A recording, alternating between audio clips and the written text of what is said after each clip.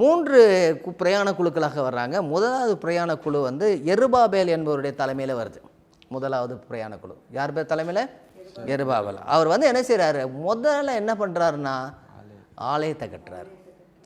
ஆலயத்தை திரும்ப கட்டி திரும்ப ஆராதனை ஆரம்பிக்கிறார். அவங்க தான். இரண்டாவது ஒரு கூட்டமாக வர்றாங்க, எஸ்ராவுடைய தலைமையில் வர்றாங்க. எஸ்ரா வந்து ஒரு பெரிய தீர்க்கதரிசி, ஒரு நல்ல ஒரு பேச்சாளர். எல்லாரையும் கூப்பிட்டு வச்சு வரிசை ஆரம்பிக்கிறார்.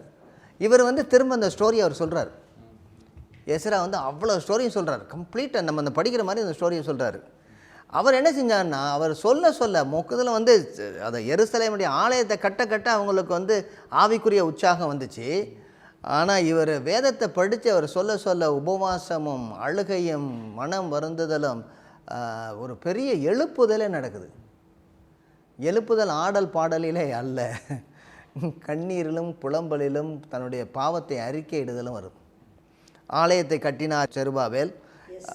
எஸ்ரா என்ன செய்ய, வேதத்தை போதித்து மக்களுடைய இருதயத்தை கட்டினார். மூன்றாவதாக ஒரு குழு வந்தது, அது நெகேமியாவோட ஒரு குழு வந்தது. நெகேமியா வந்து ஒரு கவர்னர். இப்போ கவர்னர் வந்தோன்னே என்ன செய்கிறாரு, இதை நம்ம சரியானபடி நம்ம இந்த ஊரெல்லாம் சரியாக மறுபடியும் கூட்டணும் அப்படின்னு என்ன செய்கிறாரு, எருசலேமினுடைய அலங்கத்தை கட்டினார்.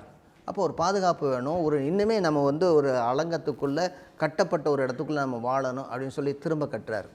ஆக சொல்லி பார்ப்போமா, முதலாவதாக வந்த கூட்டம் செருபாபேல் தலைமையில். அவர்கள் என்ன செய்தார்கள், ஆலயத்தை கட்டினார்கள், மக்களை திரும்ப ஆண்டவர்கிட்ட கொண்டு வராங்க.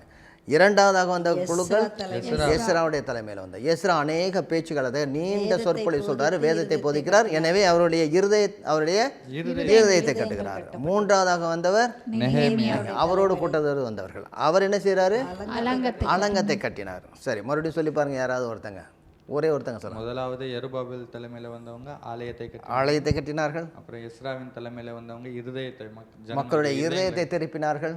அதுக்கப்புறம் நெகேமியாவுடைய தலைமையில் வந்தவங்க அந்த எருசலேமுடைய அலங்கத்தை கட்டினார்கள்.